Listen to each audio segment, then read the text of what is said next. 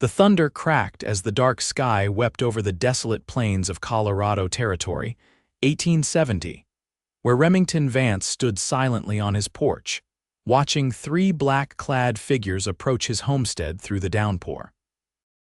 Their dresses, soaked and heavy with rain, dragged behind them like the weight of their grief as they struggled against the fierce wind that howled across the open prairie. Remington, known simply as Rem to the folks of Redemption Creek, was a man of few words but generous action. At 35, the former cavalry scout had built a life of solitude after returning from the war, his hands calloused from constructing the two-story homestead that stood as a beacon in the vast emptiness. His beard, streaked with premature gray, framed a face weathered by sun and sorrow. He hadn't expected visitors, especially not on a night when the heavens themselves seemed to mourn.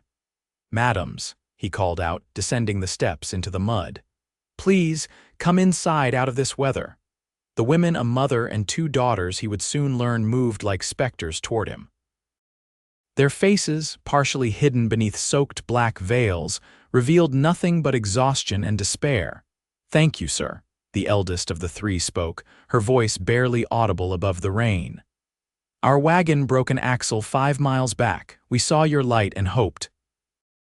She faltered, strength seemingly abandoning her. "No need to explain tonight," Rem said, guiding them toward the shelter of his home. "Let's get you dry and warm first." Inside, the fire cast dancing shadows across the modest but tidy main room. Rem quickly stoked the flames higher, the light illuminating the women as they stood dripping on his floor. Now, in the glow of the hearth, he could see them clearly for the first time. The mother, for he assumed she was such given the resemblance between them, all appeared to be in her early 40s, her face bearing the elegant remnants of great beauty now shadowed by exhaustion. The daughters flanked her protectively, one seemingly in her mid-20s, the other perhaps 20. All three wore the unmistakable black garments of mourning. "I'm Olivia Fairchild," the mother said, removing her sodden bonnet. "These are my daughters, Eleanor and Margaret. We're obliged for your kindness, Mr. Vance, Remington Vance, but Rem will do," he gestured to the fire. "Please, warm yourselves. I'll fetch some blankets and see about some hot coffee." As he moved to the kitchen alcove, he couldn't help but notice the way the youngest daughter Margaret swayed slightly on her feet, her complexion alarmingly pale even in the warm firelight. "Madam," he addressed Olivia, "your daughter doesn't look well." "None of us are well, Mr. Vance," Olivia replied with quiet dignity. "We buried my husband 2 weeks ago. Yesterday, we laid my son-in-law Eleanor's husband to rest. Today, we were traveling to bury Margaret's husband beside his family when our wagon failed us." Rem stood motionless, the coffee pot suspended in his hand. Three widows. The reality of their collective grief struck him with physical force. "I'm sorry for your losses," he said simply, knowing no words could truly offer comfort to such profound sorrow. "The rain," Margaret whispered, her first words since entering. "At least it drowns out the sound of crying." A tear slipped down her cheek, immediately brushed away by her sister. Rem moved with purpose then, setting water to boil and pulling out his limited stores. As a bachelor, he wasn't accustomed to providing for guests, but tonight called for everything he could offer. He arranged blankets near the fire, found clean clothes that might serve as temporary replacements for their wet garments, and prepared a simple meal of beans, cornbread, and the last of his dried venison. While the women changed behind a makeshift screen, Rem contemplated their situation. The nearest town was Redemption Creek, a good 20 miles south.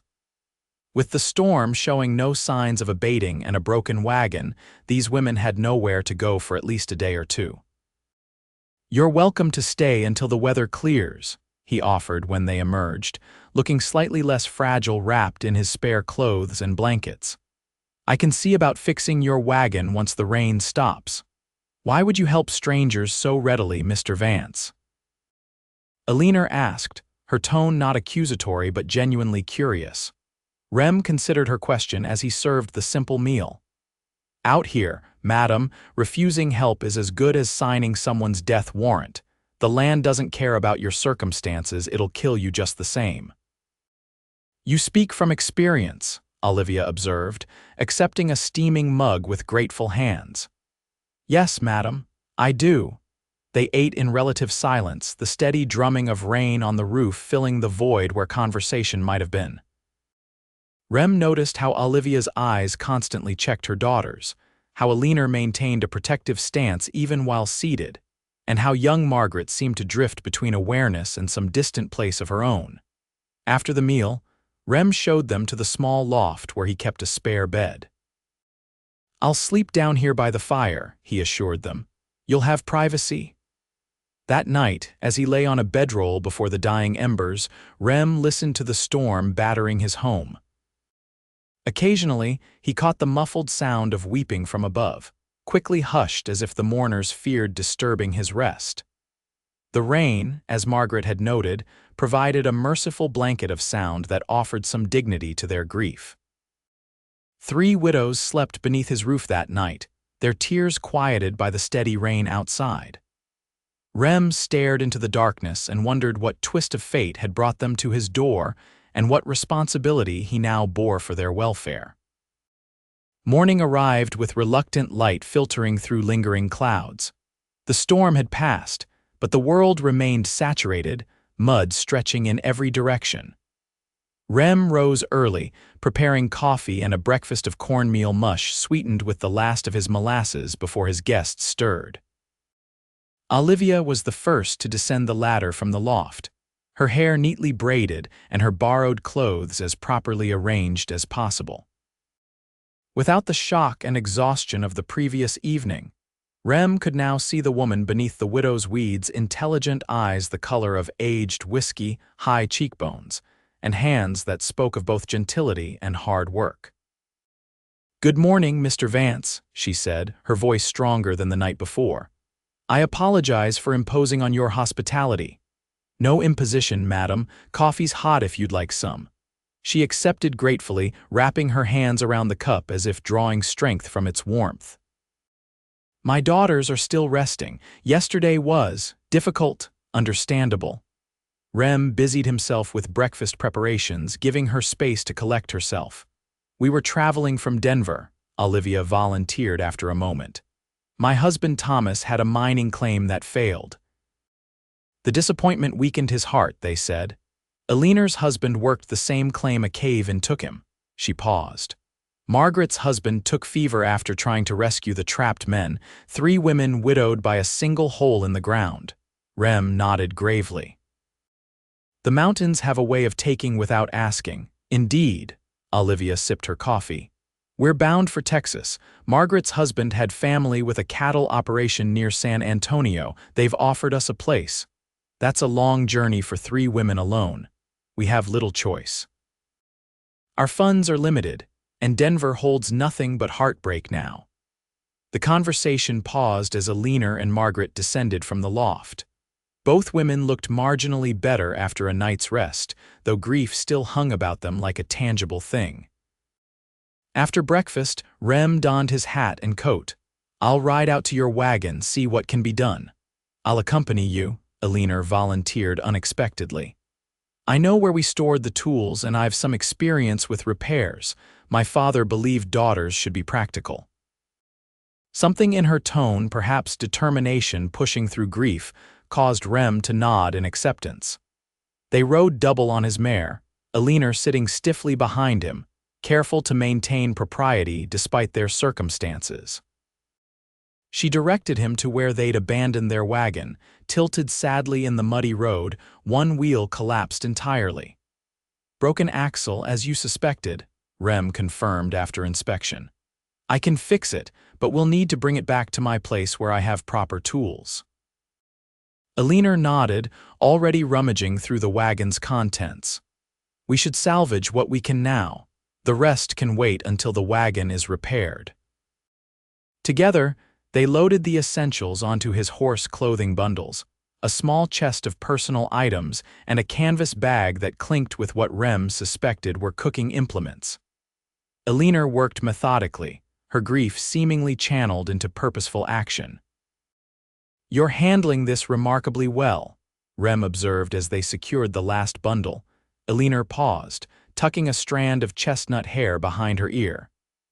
At 26, she possessed a mature beauty different from her sister's youthful looks, more defined, somehow tempered by life's trials. "Someone must," she said simply. "Mother is stronger than she appears, but this journey has tested her limits, and Margaret," she sighed. "Margaret was married barely 6 months, she's still in shock. And you, I had 4 years with William, not enough, but more than my sister had." She met his eyes directly. "I'll grieve when my family is safe." Rem recognized the look he'd seen it in soldiers who compartmentalized their emotions to survive the battlefield. "I'll help you get to Texas," he found himself saying, the decision made even as the words left his mouth. Elinor studied him, wariness evident. "Why would you do that?" "Because you need it," he replied honestly, "and perhaps I need the journey as much as you do." They returned to the homestead with their salvaged goods to find Olivia had somehow managed to create order in Rem's bachelor home. The main room was swept, dishes washed, and a pot of something aromatic simmered on the stove. "I hope you don't mind," Olivia said, noticing his surprise. "We found some dried vegetables in your storeroom and thought to prepare a proper meal as thanks." "No man in his right mind would object to a home-cooked meal, Mrs. Fairchild." "Olivia, please. If you're to be our rescuer, we should dispense with formalities." Margaret sat near the window, her slender fingers working a piece of mending. In daylight, Rem could see she was beautiful in a delicate way, golden hair pulled back from a heart-shaped face, blue eyes that seemed too large for her features. She looked up briefly as they entered, offering a ghost of a smile before returning to her task. Over the next 3 days, a routine established itself. Rem worked on retrieving and repairing the wagon, often with Elinor's assistance. Her knowledge of tools and practical matters surprised him, though he was careful not to show it. Olivia maintained the household with quiet efficiency, transforming his sparse kitchen into a place of sustenance and occasional comfort. Margaret remained withdrawn, though each day she seemed to engage a bit more with the world around her. On the 4th evening, as they sat around the fire after supper, Olivia broached the subject they'd all been avoiding. "The wagon should be ready tomorrow, according to Elinor," she said, looking directly at Rem. "We've imposed on your kindness long enough." "It's no imposition," Rem replied truthfully. After years of solitude, the presence of others, even grieving others, had awakened something in him he'd thought long dormant. "Nevertheless, we must continue our journey," Olivia insisted gently. "The road to Texas is long, and winter will come to the mountains soon enough." "I've been thinking about that," Rem said, setting down his coffee cup.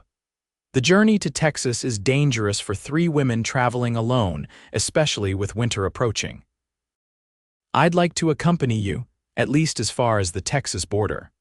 Silence fell, broken only by the crackling of the fire. Elinor's expression remained carefully neutral, while Margaret looked up with something approaching interest in her eyes for the first time. "That's very generous," Olivia finally responded, "but we couldn't ask such a sacrifice." "You didn't ask, I'm offering." Rem leaned forward, elbows on knees. "I know the territories, the safe routes, where to find water and game. With me along, your journey will be safer and faster." "And what of your home, your life here?" Elinor questioned. Rem glanced around the cabin he'd built with his own hands. "It'll stand until I return. As for my life," he shrugged, "there's little holding me here that can't wait." "You're a strange man, Mr. Vance," Margaret spoke, her voice soft but clear. "Most would consider 3 widows bad luck to travel with." "I don't believe in luck, good or bad," Rem replied evenly. "Just choices and their consequences." Later, as the women retired to the loft, Rem heard them discussing his offer in hushed tones. He didn't try to eavesdrop, knowing they needed to reach their decision without pressure. Instead, he stepped outside onto the porch, lighting a cigarette and contemplating the stars emerging from dissipating clouds. The door opened behind him, and he turned to find Olivia stepping out, a shawl pulled tight around her shoulders against the evening chill. "We've discussed your offer," she said without preamble. "We accept with gratitude on one condition, which is that you allow us to compensate you for your time and trouble." Rem shook his head. "That's not necessary." "It is to us," Olivia insisted, her chin lifting slightly. "We may be widows, Mr. Vance, but we're not charity cases. We have enough funds to pay for guidance, and our pride demands we do so." He studied her in the dim light, recognizing the dignity that refused to bow even to devastating circumstances. "Very well," he conceded. "We can discuss terms tomorrow." Olivia nodded, seemingly satisfied, then hesitated before speaking again. "May I ask a personal question, Mr. Vance?" "Rem," he corrected. "And yes, you may. Why are you alone out here? A man like you, capable, intelligent, usually has family or at least community." Rem took a long draw from his cigarette, contemplating how much to reveal. "I had both once. Lost my family in '62, wife and infant son to fever while I was away fighting. Came west afterward, found it suited me to keep my own company." "I'm sorry," Olivia said simply. "Grief is a familiar companion to us all, it seems." "That it is." He extinguished his cigarette against the porch rail. "We should rest. Tomorrow begins a long journey." The next morning broke clear and cool, autumn asserting itself across the landscape. Rem rose before dawn, preparing the wagon and gathering supplies for the journey ahead. By the time the women emerged from the cabin, he had already loaded most of their salvaged possessions and secured his horse to ride alongside. "We'll take the southern route," he explained over breakfast. "Longer in miles but safer and less mountainous. Should reach Texas in about 6 weeks if the weather holds." "6 weeks," Margaret echoed, her expression unreadable. "It seems both an eternity and nothing at all." Rem understood her meaning. For those in grief, time stretched and contracted without reason, moments of acute pain expanding into unbearable eternities, while days could pass in the blink of an eye, unnoticed and unlived. They departed mid-morning, the wagon creaking under its load but moving steadily. Rem rode beside them, occasionally scouting ahead or dropping behind to ensure they weren't followed. The first day passed uneventfully, covering 15 miles before making camp by a small creek. As the women prepared a simple supper, Rem established a perimeter, his cavalry training never quite forgotten. The territories had grown somewhat safer since the war's end, but danger still lurked for unwary travelers, particularly those who might appear vulnerable. "You expect trouble," Alina observed, joining him as he checked his rifle. "I expect nothing and prepare for everything," Rem corrected. "It's how one survives out here." "Is that what you've been doing since the war, surviving?" The question, direct and penetrating, caught him off guard. "Isn't that what we're all doing?" Alina considered this, firelight casting shadows across her face. "Perhaps, but there's surviving and then there's living." She turned to rejoin her family, then paused. "Thank you, by the way, for the wagon repair, the shelter, this journey, all of it." "You're welcome," he replied, watching her walk away. Something about Alina Fairchild intrigued him, a resilience that reminded him of the ironwood trees that bent but never broke in the fiercest storms. The days fell into a rhythm as they traveled southward. Mornings began before dawn, miles were covered until mid-afternoon, then camp established with enough daylight remaining to secure their position and prepare for night. The women proved remarkably adaptable to trail life, each finding their role in the daily routine. Olivia took charge of provisions, stretching their supplies with foraged plants she recognized and preparing meals that somehow transcended their simple ingredients. Alina handled the practical aspects of travel, helping with the wagon's maintenance, managing the horses, taking watch shifts alongside Rem. Margaret, initially the most withdrawn, gradually found purpose in documenting their journey, her journal rarely leaving her side as she recorded observations about the changing landscape and wildlife they encountered. A week into their journey, they reached the border of New Mexico territory. The terrain had gradually shifted from the forested mountains of Colorado to more arid plains, dotted with mesas and scrub vegetation. They made camp that night near an outcropping of red rocks that provided natural shelter on 3 sides. As darkness fell, Olivia approached Rem where he sat keeping first watch. "The girls are asleep," she said, settling beside him with a cup of coffee extended in offering. "I thought you might appreciate this. Thank you." He accepted gratefully, the nights having grown increasingly cold. They sat in comfortable silence for a time, the only sounds the crackling fire and distant coyote calls. "Eleanor mentioned you fought in the war," Olivia finally said. "For which side, if I may ask?" "Union cavalry, scouting mostly, though I saw my share of battles." Olivia nodded. "Thomas, my husband, was too old to fight, but he supplied the Union armies with lumber from his mills in Pennsylvania. That's how we met." "You're not from the West originally, then?" "No, none of us are. Thomas brought us to Denver 3 years ago, convinced the mining boom would triple his investment." She sighed. "Instead, it took everything: our savings, our men, our future. Yet you're heading to Texas rather than returning east. The East holds nothing for us now. Our families are either gone or scattered. Margaret's husband's people offered a fresh start, a small house on their property and positions for the girls if they wish to work. And you, what will you do?" Olivia gazed into the fire, flames reflecting in her eyes. "Survive. Ensure my daughters find some measure of happiness again. Beyond that," she shrugged elegantly, "I've never had the luxury of considering my own future separately from my family's." Rem studied her profile, noting the strength in her jawline, the intelligence in her eyes. At perhaps 40, she remained a handsome woman, one who carried herself with dignity despite circumstances that might have crushed others. "Your daughters take after you," he observed. "That same resolve," a smile touched her lips. "Eleanor certainly does. She's practical to her core, always has been. Margaret." Her expression softened. "Margaret is more like her father, sensitive, artistic. This journey has been hardest on her. She's young, youth recovers, given time." "I pray you're right." Olivia turned to face him directly. "And what of you, Rem? What awaits at the end of this journey?" He considered the question, realizing he hadn't thought beyond delivering them safely to Texas. "I suppose I'll head back north before winter sets in properly. Back to an empty house and solitude. It's what I know." Olivia's gaze held his for a long moment. Perhaps it's time to know something else. Before he could respond, she rose gracefully. "Get some rest when Eleanor takes over watch. Tomorrow's journey looks to be challenging." The following days proved her prediction accurate.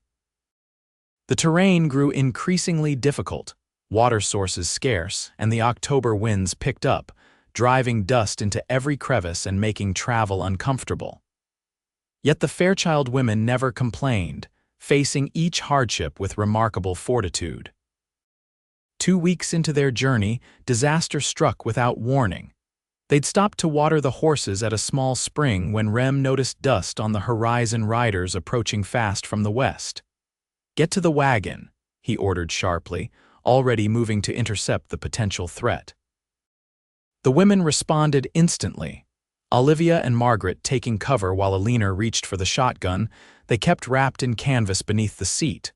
5 riders approached, their manner immediately setting Rem on alert. They rode hard with purpose, fanning out as they neared a tactical approach, not the casual formation of friendly travelers. "Stay behind me," Rem murmured to Eleanor, who had positioned herself at his flank. "If shooting starts, get your mother and sister and head east into those rocks." "Don't wait for me." She nodded once, her grip on the shotgun steady. The riders pulled up 20 yards away, dust settling to reveal hard-faced men wearing the unmistakable look of those who lived by taking from others. "Afternoon," their leader called, a tall man with a pockmarked face and cold eyes.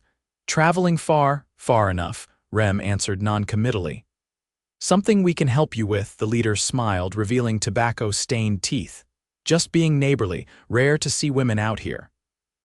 His gaze slid to Alina, then toward the wagon where Olivia and Margaret remained partially hidden. Dangerous country for the fairer sex. We're well protected, Alina spoke clearly, the shotgun visible but not yet raised. So I see. The leader's eyes narrowed, assessing Rem with the calculation of a predator. Still, accidents happen. For a small contribution, say, your horses and whatever cash you're carrying, we could escort you to safer territory. That's generous, Rem replied evenly, but we'll continue on our own. A tense silence fell as both sides evaluated options. Rem knew they were outnumbered, but counted on the fact that even victorious bandits might suffer casualties, a risk many weren't willing to take for uncertain rewards. Perhaps you misunderstand, the leader said, his hand casually moving toward his holstered pistol. This isn't a request. In one fluid motion, Rem drew and fired, his bullet striking the ground directly between the leader's horse's front hooves. The animal reared in panic, nearly unseating its rider. Next one won't miss, Rem stated flatly. We've nothing worth dying for, do you? The standoff stretched for several heartbeats before the leader spat into the dust. Another time, perhaps. He wheeled his horse around, signaling his men to follow. Watch your back, friend. The territory's full of dangerous men. Only when the riders disappeared over the horizon did Rem holster his weapon. Turning, he found all three women now standing together. Alina with the shotgun still at ready, Olivia with a small derringer in her hand that he hadn't known she possessed, and Margaret clutching a kitchen knife with white-knuckled determination. You're full of surprises, he said to Olivia, nodding toward the derringer. A widow learns to protect herself, she replied simply, tucking the weapon away. Will they return? Not today. They're opportunists, not warriors, but we should move quickly and change our route. They traveled until well after dark, taking an easterly detour before finding a defensible position for the night in a narrow canyon. Everyone remained on edge, sleep coming fitfully if at all. Near dawn, Rem found Margaret sitting at the canyon entrance, wrapped in a blanket and staring at the lightening sky. Couldn't sleep, he asked, settling nearby. She shook her head. I keep thinking about those men, what might have happened. Best not to dwell on what didn't come to pass. Is that how you manage? By not dwelling on things? Her directness, unexpected from the usually quiet young woman, caught him by surprise. Sometimes that's all you can do to keep moving forward. Margaret considered this, her delicate profile outlined against the growing light. My husband James used to say that the future belonged to those who could imagine it. That dwelling on the past was like trying to catch yesterday's rain in today's bucket. Sounds like a wise man. He was. Her voice softened. We had such plans.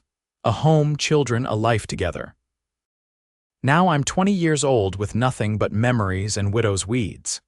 You have more than that, Rem said gently. You have family who love you, youth, intelligence. The future may not be what you imagined, but it still holds possibilities. Margaret turned to look at him fully, her eyes searching his face. Do you believe that, truly, after losing your own family? Rem hesitated, unwilling to offer platitudes to someone who had suffered so recently. I believe that life continues whether we will it or not. And eventually, if we're open to it, purpose returns, different perhaps than before, but real nonetheless. She nodded slowly. Thank you for not saying it gets easier. Everyone else does, and I want to scream that they can't possibly know.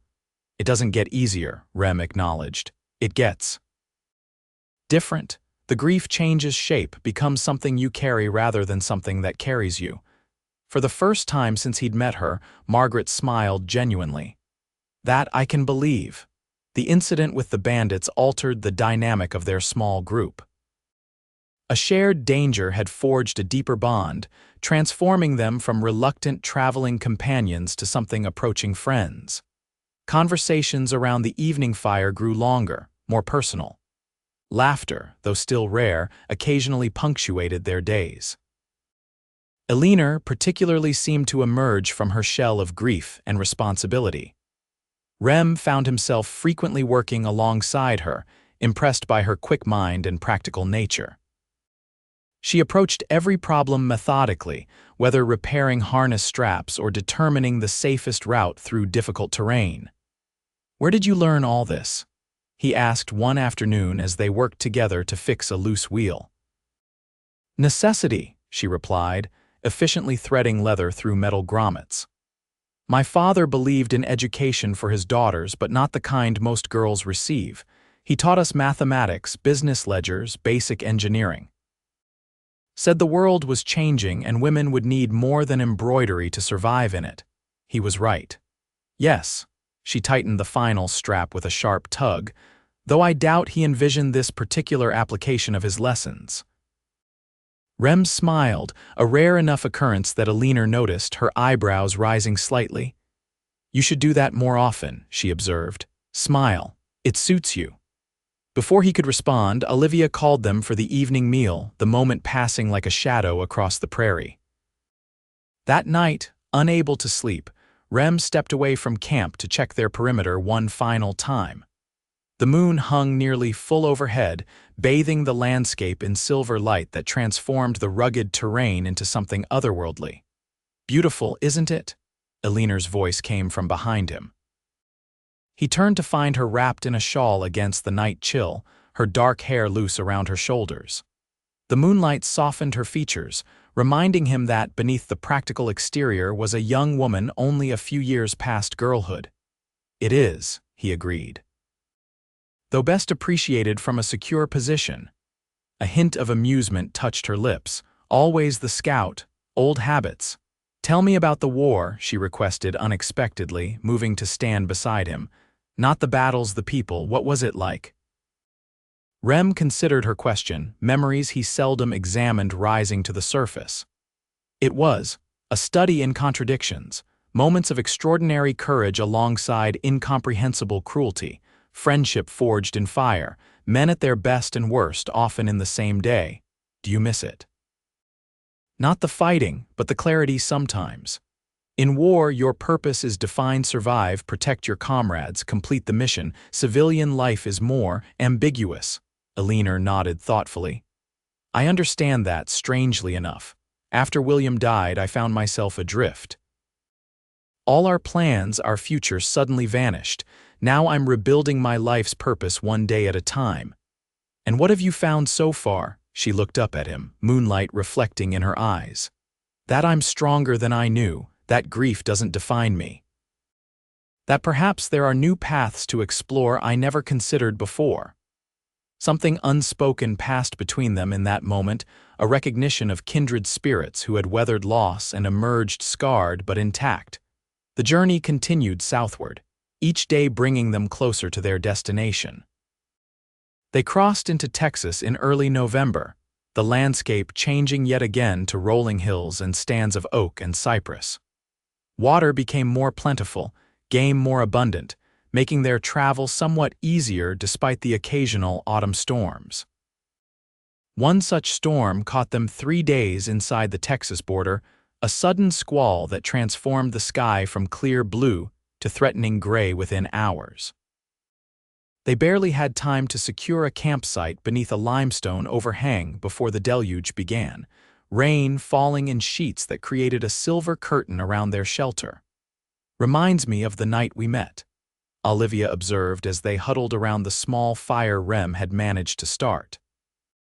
"Though at least we're somewhat prepared this time." "We've come a long way since then," Margaret added, her voice stronger than it had been at the journey's start. The travel had been good for her. Rem noted physical exertion and changing scenery gradually pulling her from the depths of her grief. 300 miles, give or take," Rem confirmed, studying his maps by firelight. "Another 10 days should see us to your destination, assuming this weather clears." 10 days, Alina echoed, something in her tone catching Rem's attention. When he glanced up, he found her watching him, an unreadable expression in her eyes before she quickly looked away. The rain continued through the night and into the following day, confining them to their makeshift shelter. By late afternoon, cabin fever had set in, the forced inactivity making everyone restless. "I need air," Alina declared, wrapping a oilskin cape around her shoulders. The rains lightened enough for a short walk. I'll join you, Rem offered, concerned about her wandering alone. We could check the horses. They stepped out into the misty aftermath of the storm, the world washed clean and glistening. The horses, sheltered under a canvas awning they'd rigged, seemed content enough with the unexpected rest. How will you return to Colorado? Alina asked suddenly as they walked a short distance from camp. Will you travel alone? It's what I'm accustomed to. That's not an answer. Rem glanced at her, noting the intensity in her gaze. Yes, I'll travel alone. It's safer that way. Is it? Or is it simply easier to maintain your solitude? The directness of her question brought him up short. You speak your mind, Alina Fairchild. Life's too short for anything else, she replied without apology. I watched my husband die because men were too polite to mention safety concerns about the mine. I won't make that mistake again. What are you asking me exactly? Alina turned to face him fully, rain droplets clinging to her eyelashes and hair.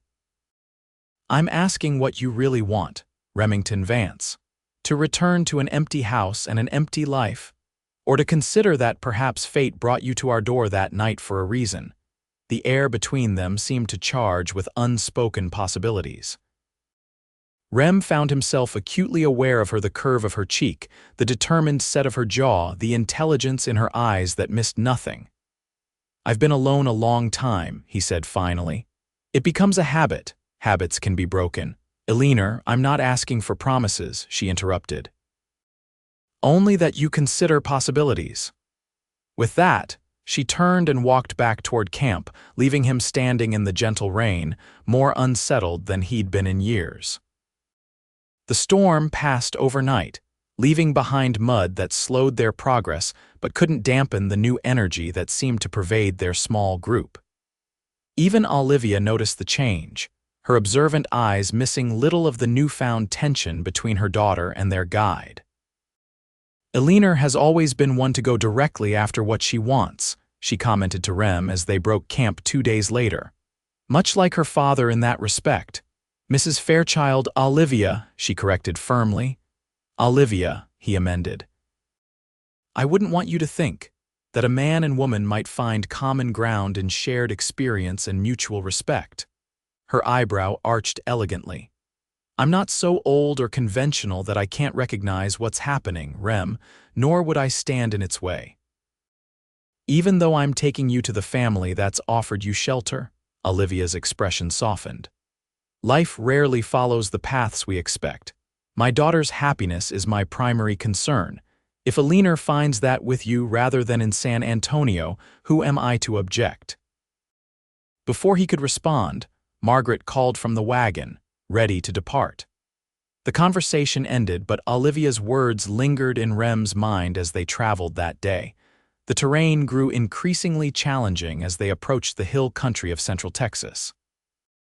Rem's knowledge of the territory proved invaluable as he guided them through hidden passes and along creek beds that offered easier passage than the main trails. How do you know this region so well? Margaret asked one evening as he sketched their route for the following day. Spent time here after the war before settling in Colorado, he explained.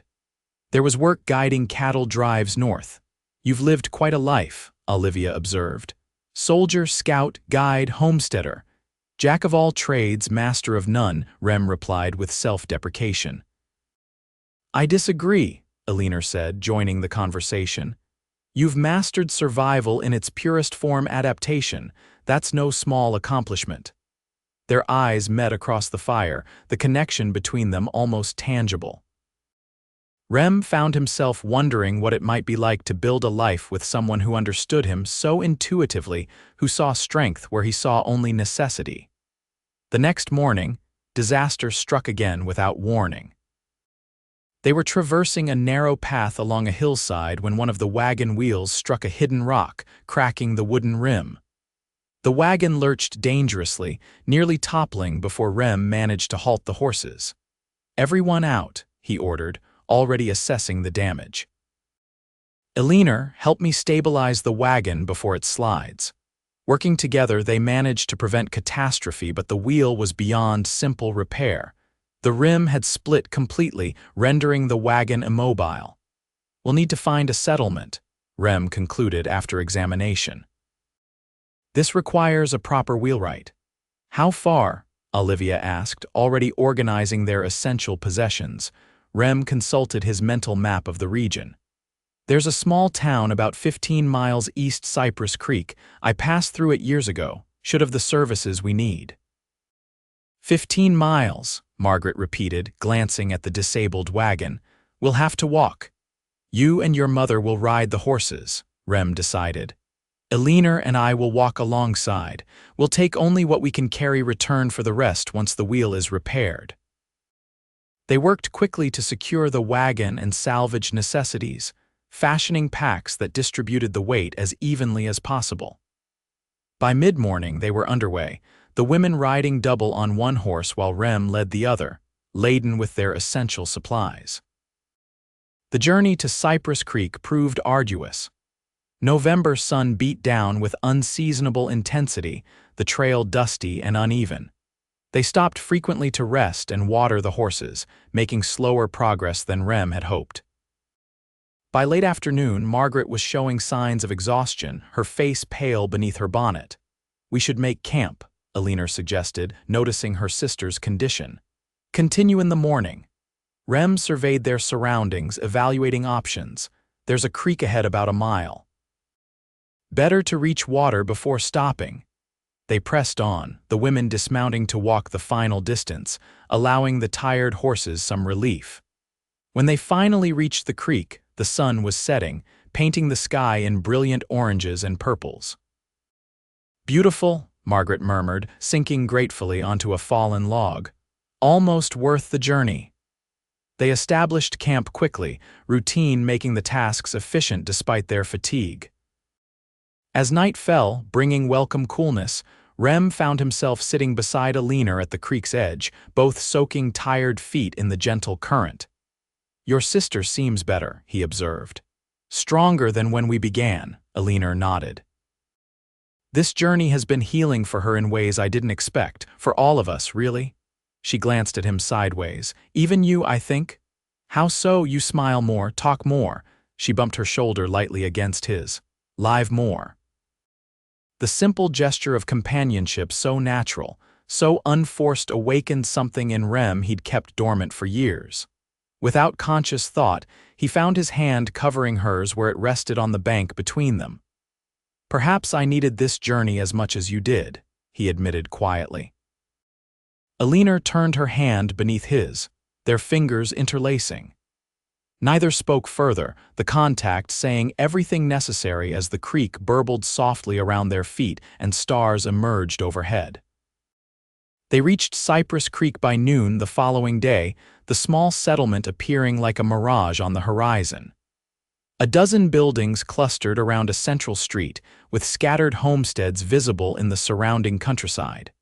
"Bigger than I remembered," Rem commented as they approached. "Must have grown since I passed through." The town boasted a general store, blacksmith, small church, and to everyone's relief a wheelwright's shop. Rem led them directly there, hoping to arrange repairs immediately.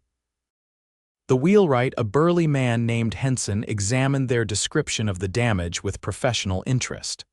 "Can fix it right enough," he confirmed, "but I'll need to see it first, and I've another job ahead of yours." "How long?" Rem asked. 3 days minimum before I can even get to your wagon. Then depends on the damage." Seeing their dismay, he added, "Town's got a small boarding house, clean beds, decent meals. Could do worse while waiting." With little choice, they secured rooms at the establishment. Henson recommended a neat 2-story building run by a widow named Mrs. Bellamy.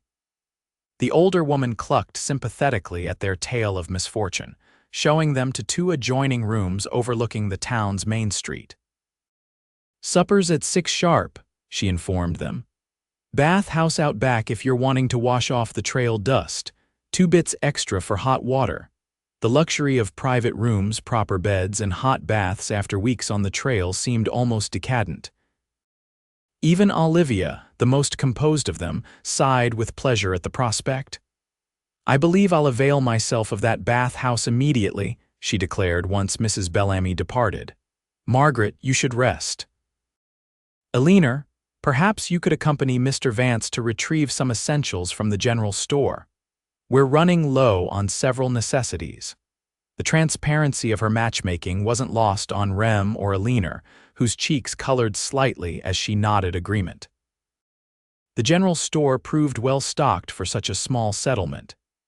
As they gathered supplies, Rem noticed Eleanor lingering over a display of fabric simple cotton prints, nothing fancy but a splash of color after weeks of practical garments. "See something you like?" he asked, joining her. Eleanor touched a bolt of blue calico patterned with tiny white flowers. "It's been so long since I wore anything but black," she said softly. "Sometimes I forget there are colors in the world."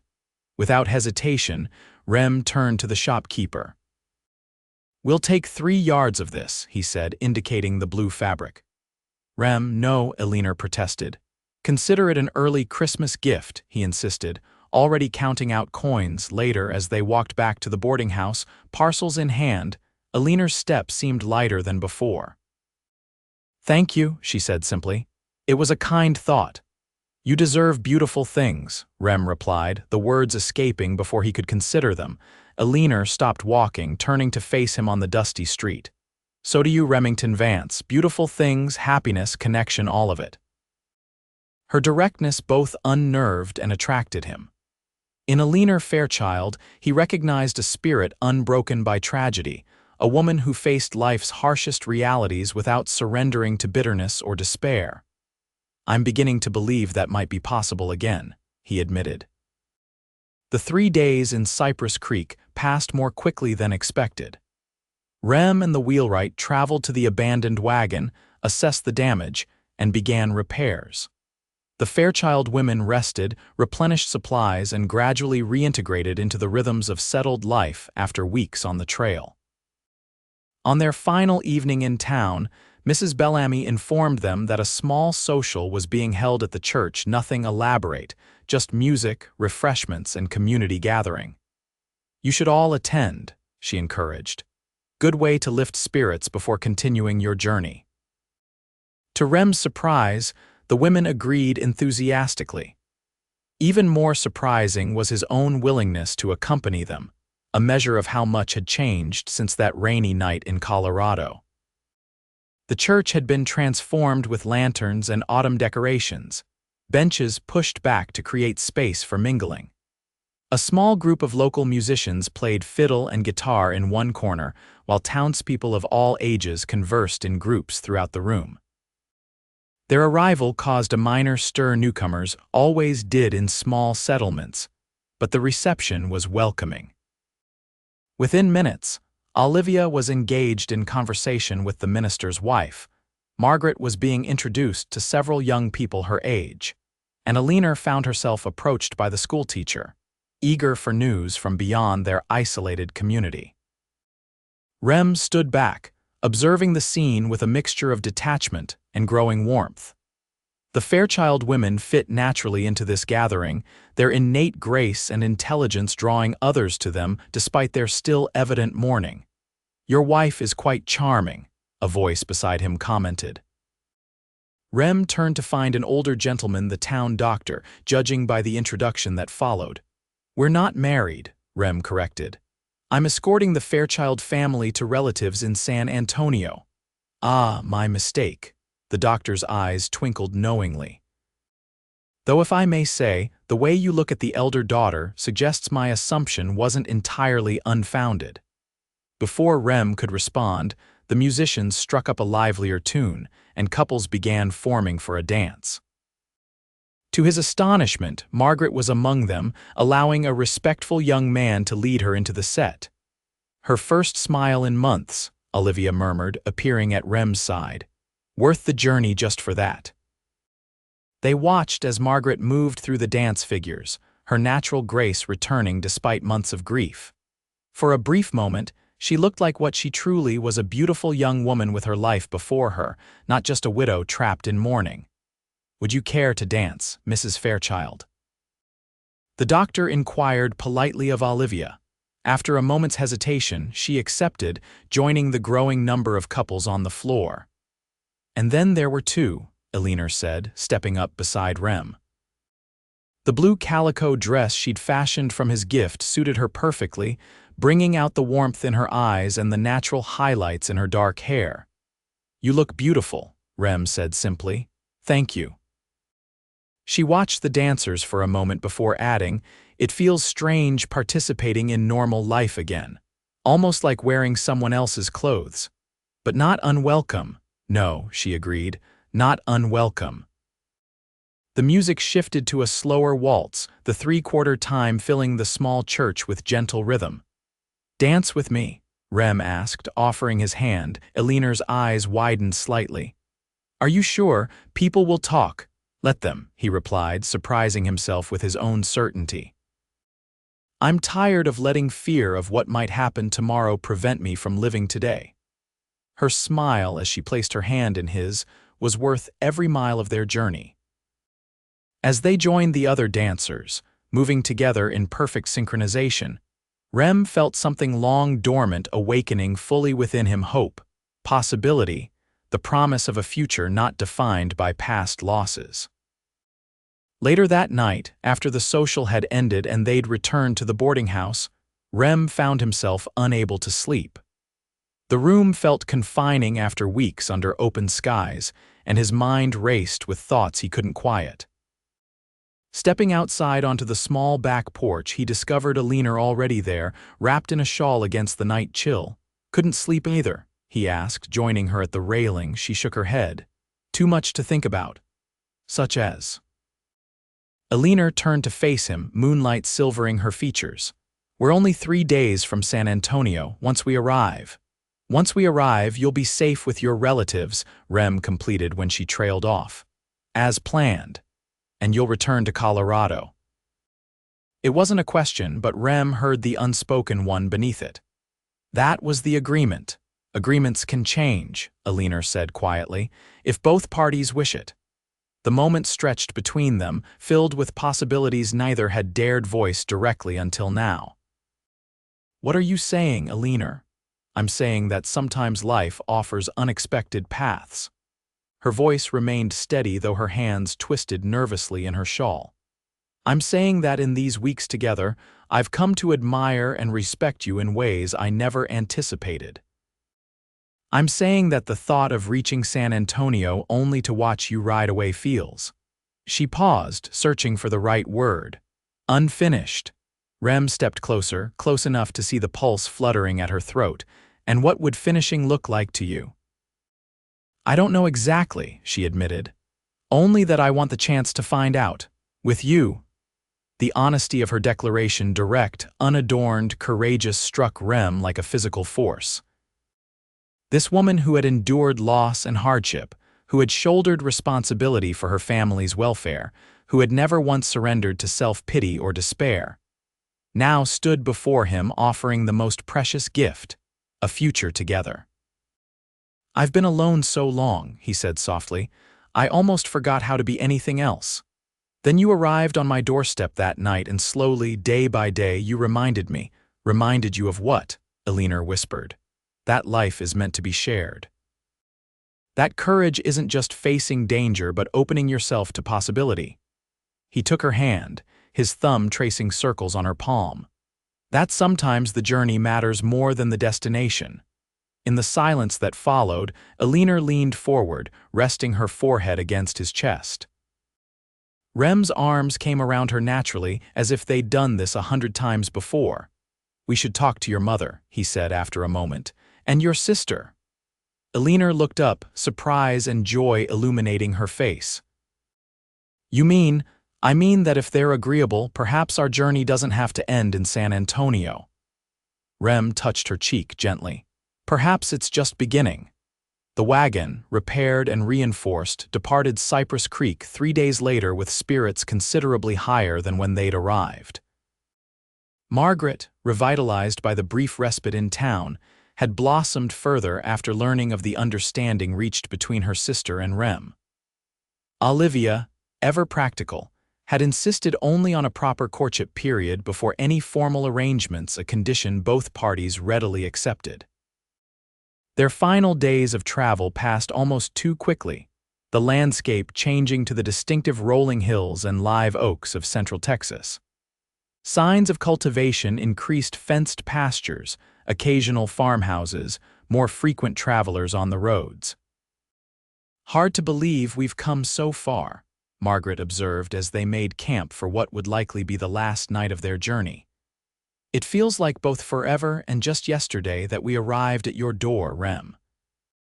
"Some journeys change us more than others," he replied, helping Olivia prepare their evening meal.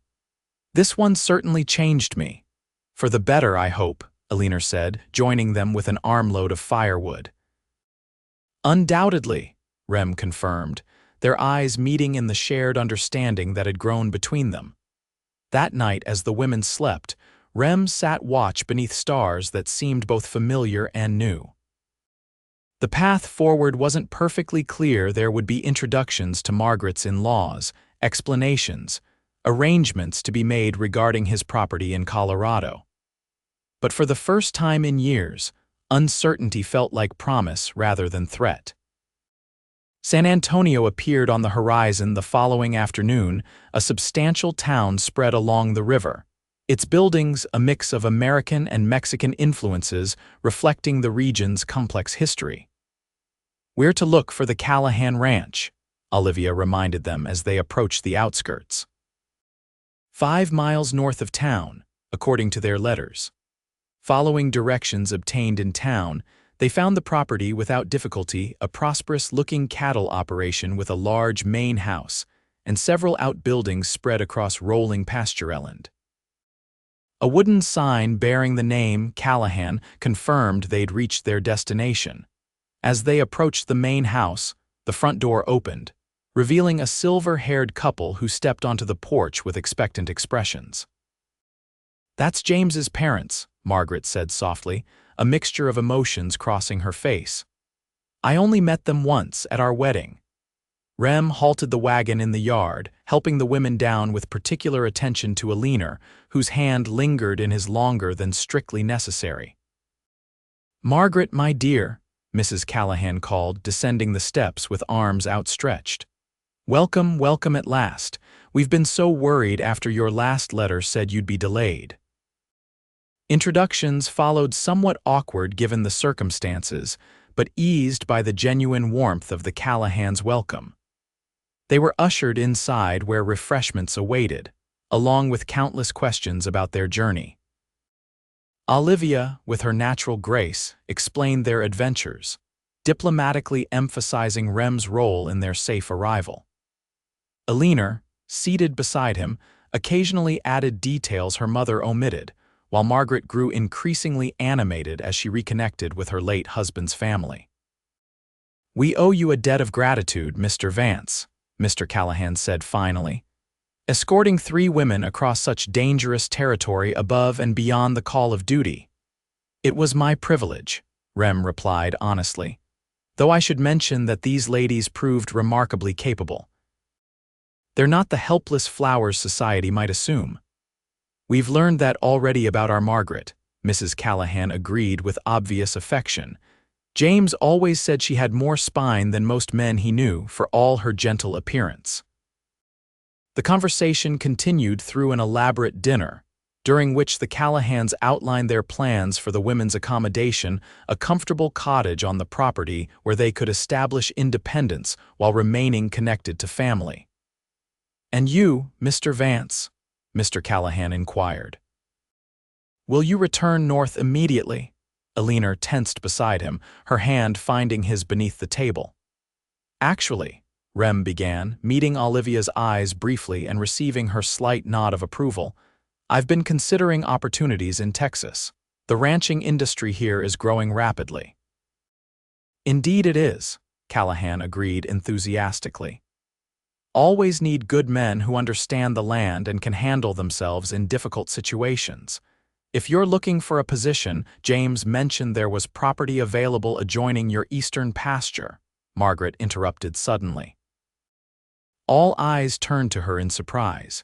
He said it had good water but needed someone willing to develop it properly. She looked directly at Rem. Someone with vision and determination. A moment of silence followed as understanding dawned on the Callahans' faces. Mrs. Callahan's gaze moved between Rem and Alina, noting their clasped hands with growing comprehension. "Well," she said finally, a smile spreading across her face. "It seems our family might be gaining more than we anticipated." Later that evening, as sunset painted the Texas sky in brilliant hues, Rem and Alina walked the perimeter of the Callahan property. The journey that had brought them together was officially complete, yet both sensed they stood at the beginning of something far more significant. "So," Alina said, pausing beneath a massive oak tree, eastern pasture, Rem smiled, taking both her hands in his. "Is that where you see us?" "I see us wherever we can build something together." Her direct gaze held his. "I don't need promises of forever, Rem. Just the chance to see what we might become." "I can offer more than that," he said softly. "If you'll have it." Alina's eyes widened as he dropped to one knee before her, still holding her hands. "Alina Fairchild, I've lived half a lifetime believing my chance at happiness died with my first wife. You proved me wrong, spectacularly, wonderfully wrong." His voice, usually so measured, trembled slightly. "I can't promise our path will be easy. But I can promise to walk it with you wherever it leads for as long as we have." Tears glimmered in Alina's eyes, but her smile was radiant. "Are you asking what I think you're asking, Remington Vance? I'm asking if you'll marry me, build a life with me, face whatever comes together." Her answer came not in words, but in action as she knelt before him in the grass, framing his face with her hands before pressing her lips to his in a kiss that spoke of promise, passion, and the future stretching before them. When they finally parted, both slightly breathless, Alina whispered, "Yes, 1,000 times yes." In the main house, watching from the window, Olivia Fairchild stood with Margaret and the Callahans, observing the couple beneath the distant oak. "Well, Mrs. Callahan said, dabbing at her eyes, "That's settled then."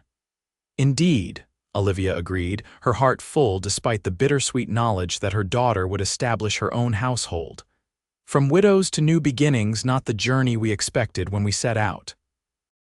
"The best journeys rarely are, my dear," Mr. Callahan observed wisely. "The best journeys rarely are." 3 months later, on a clear spring morning, Rem stood beneath that same oak tree, now budding with fresh green leaves. Beside him, the minister from Cypress Creek waited patiently as guests settled onto benches arranged in a semicircle on the newly green grass. The Callahan Ranch had transformed for the occasion. Flowers decorated every available surface.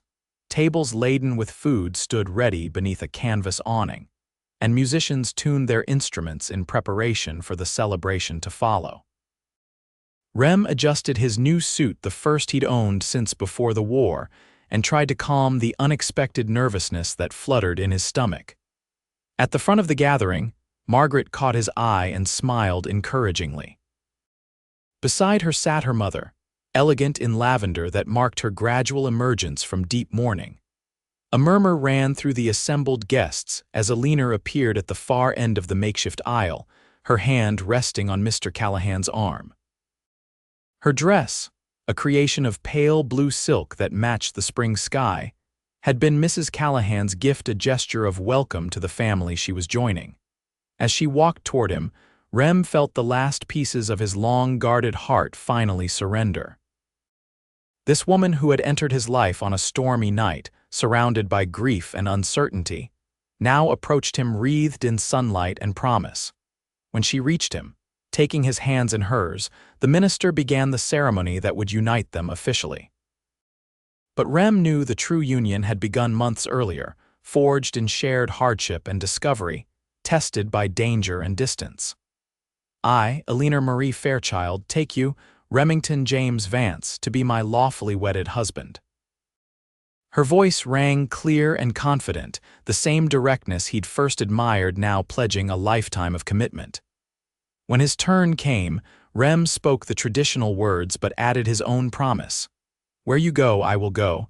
Your people shall be my people. Your joys, my joys, your sorrows, mine to share. This I vow, not just today, but every day hereafter. Tears glistened in Aliner's eyes as she recognized the depth of his commitment not just to her, but to the family they were creating together. A family that included her mother and sister, the Callahans, and whatever children might bless their union in years to come. By the authority vested in me, the minister pronounced finally, I now declare you husband and wife. What God has joined together, let no man put asunder. Their first kiss as married couple was met with applause and a few happy tears from the assembled guests. As they turned to face their family and friends, Rem caught Olivia's eye. The woman who had once appeared on his doorstep as a grieving widow now smiled with maternal satisfaction, her nod conveying both blessing and gratitude. The celebration that followed lasted well into evening music, dancing, feasting, and storytelling under stars that seemed to shine with particular brilliance. The newly constructed cabin on the eastern pasture awaited them, but for tonight, they remained surrounded by the community that had formed around their unexpected love story. As twilight deepened, Rem found a moment alone with his new wife beneath their oak tree, now illuminated by lanterns hanging from its branches. "Happy?" he asked, drawing her close. "Beyond words," Alina replied, her head resting naturally against his shoulder. "Though I keep thinking about that night, the storm, the three of us arriving at your door, how close we came to taking a different road." "The road found us," Rem said simply, "just as we found each other." Above them, stars emerged in the Texas sky, the same stars they'd traveled beneath for weeks, forming a canopy over a journey neither had expected but both now treasured. And as night deepened around them, the steady rhythm of their shared heartbeats promised many more journeys to come, no longer alone, no longer adrift, but anchored in the love they'd found against all odds. In the years that followed, the eastern pasture blossomed into a prosperous homestead. The cabin expanded to a proper ranch house as their family grew, first with the birth of Thomas, named for Aliner's father, then Rebecca 2 years later. Olivia divided her time between their home and the Callahans, her wisdom and practicality a blessing to both households. Margaret eventually found new love with a neighboring rancher, her heart healing enough to risk happiness again. And on stormy nights, when rain drummed against the roof of their home, Rem and Alina would sometimes share a special smile, remembering the journey that had brought them together, 3 widows and a solitary man, united by circumstance, transformed by love, their tears long since replaced by joy as enduring as the Texas sky above them.